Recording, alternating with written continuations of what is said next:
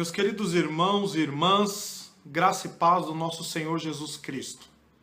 A Reforma Protestante é um período da história da Igreja em que nossas raízes evangélicas foram plantadas e regadas com muito amor, lágrimas, coragem e, acima de tudo, um retorno dos princípios da verdadeira Igreja e do ensino correto, genuíno da Palavra de Deus.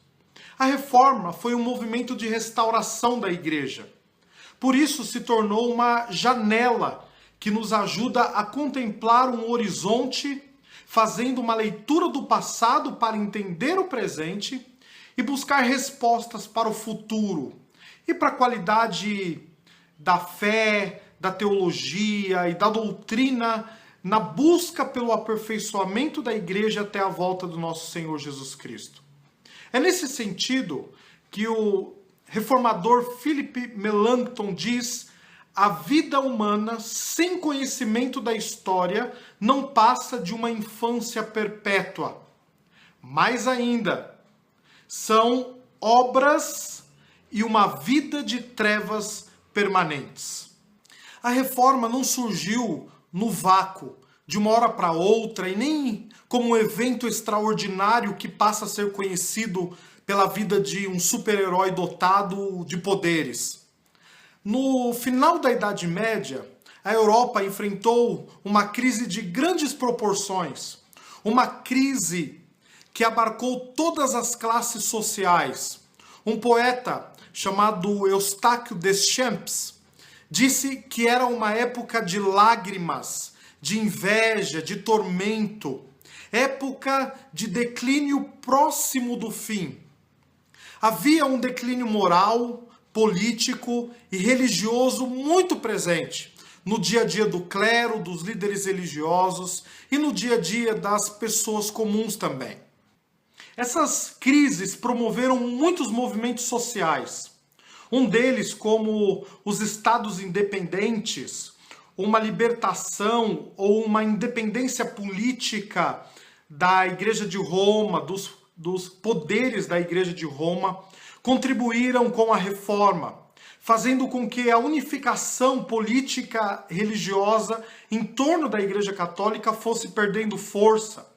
Por isso, por causa da corrupção da Igreja. Outros fatores religiosos e sociais contribuíram para o surgimento da reforma.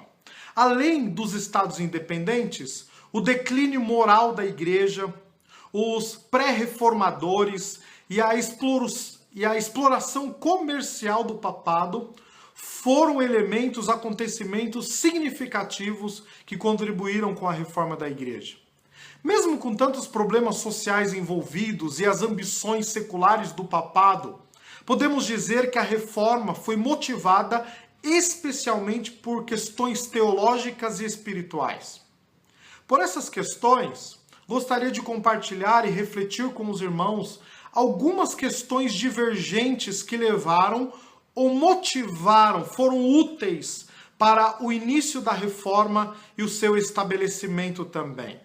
Então nós vamos pensar, dentro da perspectiva que eu acho mais interessante nesse momento, sobre 3 aspectos principais teológicos e espirituais que levaram à reforma protestante. O primeiro aspecto teológico e espiritual que promoveu a reforma foi o sistema de salvação. O conceito de salvação católico era influenciado pelo sinergismo de João Cassiano e pelo conceito meritório de justiça de Deus. João Cassiano, de 360 a 435, na obra Conferências, disse que há uma fé inicial, a initium fidei, na natureza humana, que possibilita o homem dar o primeiro passo em direção a Deus para a sua salvação.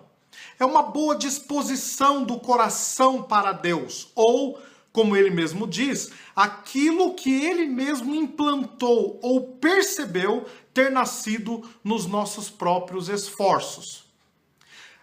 Durante toda a Idade Média, o conceito de salvação estava baseado no sinergismo do João Cassiano e nos sistemas meritórios. Embora João Cassiano tenha sido condenado no Sínodo de Origem, permaneceu na teologia católica através do sistema de penitências, sacramentos, jejuns, peregrinações, veneração das relíquias e a venda de indulgências também.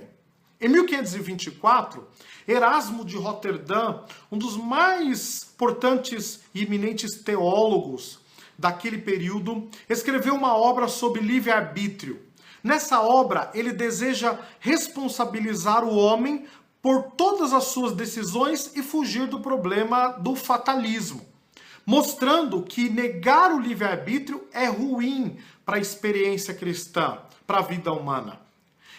Daí ele diz: o que pode ser mais inútil do que publicar ao mundo o paradoxo de que tudo o que fazemos é feito não por livre-arbítrio, mas por mera necessidade, e a visão de Agostinho de que Deus trabalha em nós, tanto para o bem quanto para o mal, que ele recompensa as suas próprias obras em nós e pune o seu próprio mal em nós. Então ele publica essa obra que vai dar força, vai animar e motivar os teólogos sinergistas e vai contribuir, direto ou indiretamente, para o sistema sinergista de João Cassiano, tão presente na Igreja Católica. É exatamente por isso que Lutero contrapõe o sinergismo com a obra A Escravidão da Vontade. Lutero diz que o foco é sobre a questão da capacidade moral do homem e o grau da sua dependência à graça de Deus. Lutero diz o seguinte: uma vontade escravizada não é um nada, pois a vontade permanece com seu poder total. Em Romanos, ele defende a ideia de que a vontade é mantida presa em seus pecados e não pode escolher o bem de acordo com a vontade de Deus. Ainda continua Lutero dizendo: assim, a vontade é como um animal entre dois cavaleiros. Se Deus o monta, ele quer ir e vai onde Deus quer. Se Satanás o monta, ele quer ir e vai aonde Satanás quer. Ele não pode escolher correr para um deles ou seguir a um deles, mas os próprios cavaleiros brigam pela posse e controle dele. Lutero está se referindo a João, capítulo 8, versículo 34 e versículo 44, onde o próprio Senhor Jesus diz que aquele que peca é escravo do pecado e de que os homens sem Cristo desejam por vontade própria cumprir os desejos de Satanás. Então Lutero vai concluir essa ideia dizendo: assim, o propósito da graça é libertar-nos para a gloriosa liberdade dos filhos de Deus. Não há nenhum mérito, nenhuma condição própria no homem que o motiva a ser salvo ou se salvar. A única preparação infalível para que o homem receba a salvação não está nas suas penitências, não está no seu sistema meritório de busca pela justiça de Deus, mas simples e exclusivamente na graça de Deus e na predestinação de Deus. Para o louvor da glória de Deus nos salvos, como manifestação da sua livre vontade de amor, e na manifestação da sua glória, condenando aqueles que viveram as suas vidas escravos e de acordo com a sua própria natureza pecaminosa. Daí está uma grande diferença na teologia da salvação.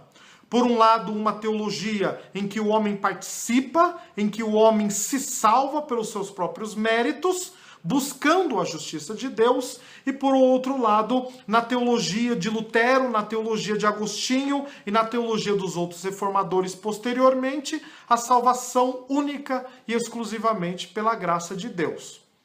Para João Calvino, também contradizendo a teologia católica, Adão tinha liberdade de escolher o bem e o mal, porém tinha uma vontade reta para isso, o que possibilitava a obediência e agradar a Deus.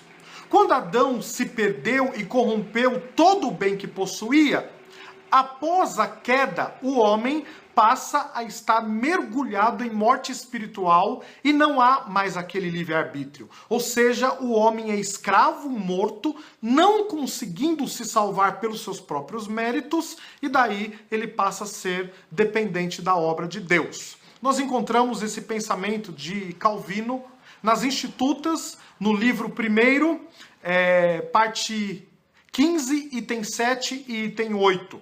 Então aqui há uma questão diferenciada da justiça de Deus daquilo que entendiam os católicos. Para os católicos, eles entendiam que Deus estava irado com o pecado e exigia algo, um esforço moral, para que, cumprindo a justiça, o ser humano pudesse alcançar a salvação. Era um esforço para toda a vida, onde a salvação acontece somente no final. Na teologia da Reforma, na teologia protestante, vai acontecer uma mudança na ordem. Enquanto na teologia católica a salvação está no final, na teologia protestante a salvação está no começo, quando a pessoa é regenerada, é operada pelo Espírito Santo, um novo nascimento e uma transformação na sua vida. Então esse é um aspecto importante que promoveu a Reforma Protestante.